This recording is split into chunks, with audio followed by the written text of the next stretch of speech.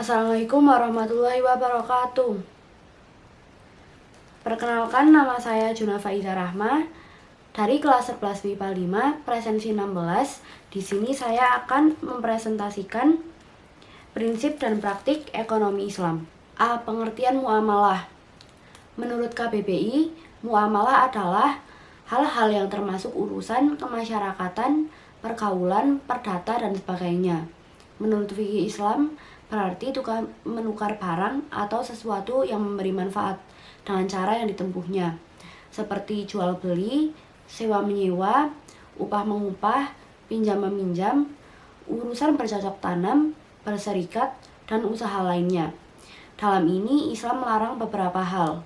Yang pertama, tidak boleh mempergunakan cara-cara yang batil. Yang kedua, tidak boleh melakukan kegiatan riba. Yang ketiga, tidak boleh dengan cara-cara zalim atau aniaya.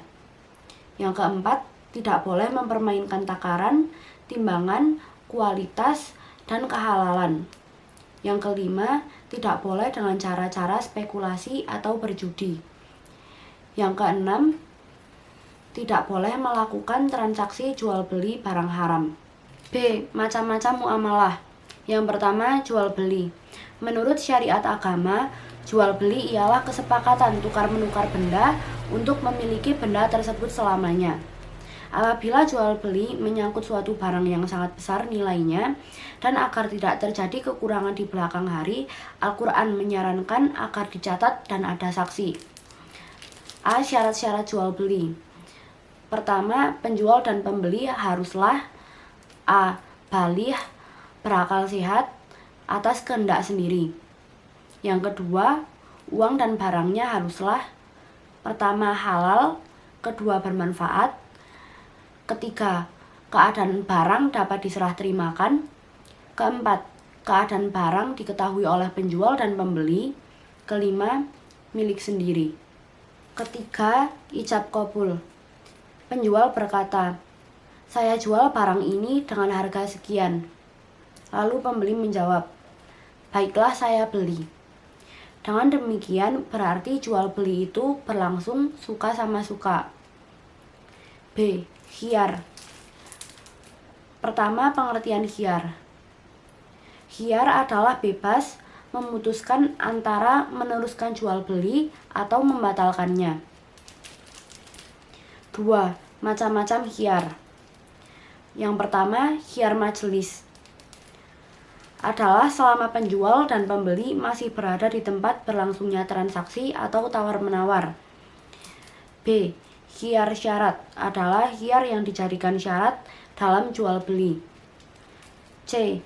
Khiyar AIB atau cacat adalah pembeli boleh mengembalikan barang yang dibelinya jika terdapat cacat yang dapat mengurangi kualitas atau nilai barang tersebut. Hendaknya dilakukan sesegera mungkin. C. Riba. Pengertian riba. Riba adalah bunga, uang atau nilai lebih atas penukaran barang. Sering terjadi dalam penukaran bahan makanan, perak, emas, dan pinjam-meminjam. Riba apapun bentuknya dalam syariat Islam, hukumnya haram. Untuk menghindari riba ditetapkan syarat. Yang pertama, sama timbangan ukurannya. Yang kedua, dilakukan serah terima saat itu juga. Yang ketiga, tunai.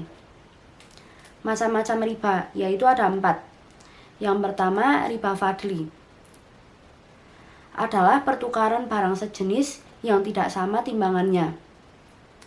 Yang kedua, riba kordi. Adalah pinjam meminjam dengan syarat harus memberi kelebihan saat mengembalikannya. Yang ketiga, riba yadi. Adalah jual beli barang sejenis dan sama timbangannya, namun penjual dan pembeli berpisah sebelum melakukan serah terima. Yang keempat, riba nasiah. Adalah akad jual beli dengan penyerahan barang beberapa waktu kemudian. Macam muamalah yang kedua yaitu utang piutang. A. Pengertian utang piutang adalah menyerahkan harta dan benda kepada seseorang dengan catatan akan dikembalikan pada waktu kemudian. Rukun utang piutang. Yang pertama, yang berpiutang dan yang berutang. Yang kedua, ada harta atau barang. Yang ketiga, ada kesepakatan yang jelas dari keduanya. Macam muamalah yang ketiga, sewa menyewa. Pengertian sewa menyewa. Sewa menyewa dalam fikih Islam disebut ijarah. Artinya imbalan yang harus diterima oleh seseorang atas jasa yang diberikan. Jasa di sini berupa penyediaan tenaga dan pikiran, tempat tinggal, atau hewan. B. Syarat dan rukun sewa menyewa. Yang pertama, yang menyewakan dan yang menyewa haruslah telah balik dan berakal sehat. Yang kedua, sewa menyewa dilangsungkan atas kemauan masing-masing, bukan karena dipaksa. Yang ketiga, barang tersebut menjadi hak sepenuhnya orang yang menyewakan atau walinya. Yang keempat, ditentukan barangnya serta keadaan dan sifat-sifatnya. Yang kelima, manfaat akan diambil dari barang tersebut harus diketahui secara jelas oleh kedua belah pihak. Yang keenam, berapa lama memanfaatkan barang tersebut harus disebutkan dengan jelas. Yang ketujuh, harga sewa dan cara pembayarannya juga harus ditentukan dengan jelas serta disepakati bersama. Hal-hal yang harus disepakati dalam sewa menyewa atau kontrak tenaga kerja. Yang pertama, jenis pekerjaan dan jam kerjanya. Yang kedua, berapa lama masa kerjanya. Yang ketiga, berapa gaji dan bagaimana sistem pembayarannya, harian, bulanan, mingguan, atau borongan. Yang keempat, tunjangan-tunjangan seperti transport, kesehatan, dan lain-lain kalau ada. Setelah pengertian muamalah dan macam-macam muamalah, kita akan lanjut bagian ketiga, yaitu syirkah. Menurut bahasa, syirkah berarti mencampurkan dua bagian atau lebih sehingga tidak dapat lagi dibedakan antara bagian yang satu dengan bagian yang lainnya. Menurut istilah, syirkah adalah suatu akad yang dilakukan oleh dua pihak atau lebih yang bersepakatan untuk melakukan suatu usaha dengan tujuan memperoleh keuntungan. A. Rukun dan syariat syirkah. Yang pertama, dua belah pihak yang berakad atau akidani. Yang kedua, objek akad yang disebut juga maqud alaihi, mencakup pekerjaan atau modal. Akad atau yang disebut juga dengan istilah sigat. Macam-macam syirkah. Pertama, syirkah inan adalah syirkah antara dua pihak atau lebih yang masing-masing memberi kontribusi kerja, amal, dan modal, mal. Syirkah ini hukumnya boleh berdasarkan dalil sunnah dan ijma' sahabat. Jenis syirkah yang kedua, syirkah abdan atau syirkah amal, adalah syirkah antara dua pihak atau lebih yang masing-masing hanya memberikan kontribusi kerja, amal, tanpa kontribusi modal, mal. Yang ketiga, syirkah wujuh, adalah kerjasama karena didasarkan pada kedudukan, ketokohan, atau keahlian wujuh seseorang di tengah masyarakat. Syirkah wujuh adalah syirkah antara dua pihak yang sama-sama memberikan kontribusi kerja, amal, dengan pihak ketiga yang memberikan kontribusi modal, mal. Yang keempat, syirkah muwafadhah adalah syirkah antara dua pihak atau lebih yang menggabungkan semua jenis syirkah di atas. Setiap jenis syirkah yang sah berarti boleh digabungkan menjadi satu. Keuntungan yang diperoleh dibagi sesuai dengan kesepakatan, sedangkan kerugian ditanggung sesuai dengan jenis syirkahnya. Jenis syirkah yang kelima, mudharabah, adalah akad kerjasama usaha antara dua pihak. Pihak pertama menyediakan semua modal sahibul mal dan pihak lainnya menjadi pengelola atau usaha mudharib.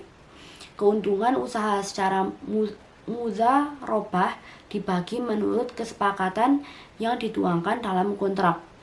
Akan tetapi, apabila mengalami kerugian, ditanggung oleh pemilik modal selama bukan akibat kelalaian si pengelola. Yang keenam, musaqah, muzaraah, dan muhabaroh.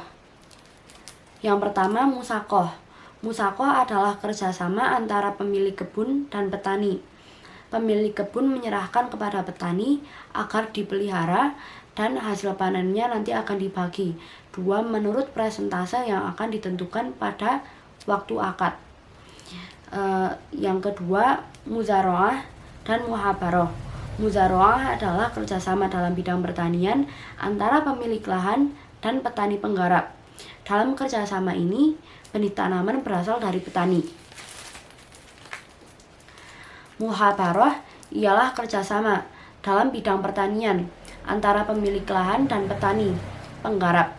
Dalam kerjasama ini, benih tanaman berasal dari pemilik lahan. Setelah tadi membahas syirkah, kita lanjut ke bagian keempat, yaitu perbankan. Yang pertama, pengertian perbankan. Bank adalah sebuah lembaga keuangan yang bergerak dalam menghimpun dana masyarakat dan disalurkan kembali dengan menggunakan sistem bunga. Hakikat dan tujuan bank ialah membantu masyarakat yang memerlukan. Bank dilihat dari segi penerapan bunganya dapat dikelompokkan menjadi dua. Yang pertama, bank konvensional adalah bank yang fungsi utamanya menghimpun dana untuk disalurkan kepada yang memerlukan, baik perorangan maupun badan usaha. Yang kedua, bank Islam atau bank syariah ialah bank yang menjalankan operasinya menurut syariat Islam. Istilah bunga yang ada pada bank konvensional tidak ada dalam bank Islam. Bank syariah menggunakan beberapa cara yang bersih dari riba. Yang pertama, muzarobah, yaitu kerjasama antara pemilik modal dan pelaku usaha dengan perjanjian bagi hasil dan sama-sama menanggung kerugian dengan persentase sesuai perjanjian. Yang kedua, musyarakah, yaitu kerjasama antara pihak bank dan pengusaha, di mana masing-masing pihak sama-sama memiliki saham. 3. Wadiah, yakni jasa penitipan uang, barang, deposito, maupun surat berharga. 4. Qardul hasan, yakni pembiayaan lunak yang diberikan kepada nasabah yang baik dalam keadaan darurat. Nasabah hanya diwajibkan mengembalikan simpanan pokok pada saat jatuh tempo. Yang kelima, murabahah, yaitu suatu istilah dalam fikih Islam yang menggambarkan suatu jenis penjualan di mana penjual sepakat dengan pembeli untuk menyediakan suatu produk dengan ditambah jumlah keuntungan tertentu di atas biaya produksi. Setelah perbankan selesai, kita lanjut untuk membahas materi yang selanjutnya, yaitu asuransi syariah. Yang pertama, prinsip-prinsip asuransi syariah. Dalam bahasa Arab, asuransi dikenal dengan kata at-ta'min, yang berarti pertanggungan, perlindungan, keamanan, ketenangan, atau bebas dari perasaan takut. Si penanggung disebut muamin dan tertanggung disebut mustamin. Dalam Islam, asuransi merupakan bagian dari muamalah. Dasar hukum asuransi menurut fikih Islam adalah boleh, jaiz, dengan ketentuan hukum Islam. Asuransi dalam ajaran Islam merupakan salah satu upaya seseorang muslim yang didasarkan nilai tauhid untuk menghadapi berbagai musibah. Ada beberapa cara untuk menghadapinya. Pertama, menanggungnya sendiri. Kedua, mengalihkan resiko ke pihak lain. Ketiga, mengelolanya bersama-sama. Dalam ajaran Islam, musibah bukanlah permasalahan individual, melainkan masalah kelompok, walaupun musibah ini hanya menimpa individu tertentu. Yang kedua, perbedaan asuransi syariah dan asuransi konvensional. Yang pertama, Prinsip asuransi syariah tersebut berbeda dengan yang berlaku yang ada di sistem asuransi konvensional yang menggunakan prinsip transfer resiko. Berarti telah terjadi jual beli atas resiko kerugian yang belum pasti terjadi. Sebab akad dalam Islam mensyaratkan adanya sesuatu yang bersifat pasti, apakah itu berbentuk barang ataupun jasa. Yang kedua, pada asuransi konvensional dikenal dana hangus, di mana peserta tidak dapat melanjutkan pembayaran premi ketika ingin mengundurkan diri. Dalam konsep asuransi syariah, mekanismenya tidak mengenal dana hangus. Apabila sebagian kecil dana atau preminya sudah diniatkan untuk dana tabarruk atau sumbangan, maka tidak dapat diambil lagi. Yang ketiga, ada manfaat yang bisa diambil kaum muslimin dengan terlibat dalam asuransi syariah, yaitu pertama, bisa menjadi alternatif perlindungan yang sesuai dengan hukum Islam. Yang kedua, bisa menjadi pilihan bagi pemeluk agama lain yang memandang konsep syariah lebih adil. Sekian presentasi dari saya tentang prinsip dan praktik ekonomi Islam. Bila ada kesalahan, saya mohon maaf. Terima kasih. Wassalamualaikum warahmatullahi wabarakatuh.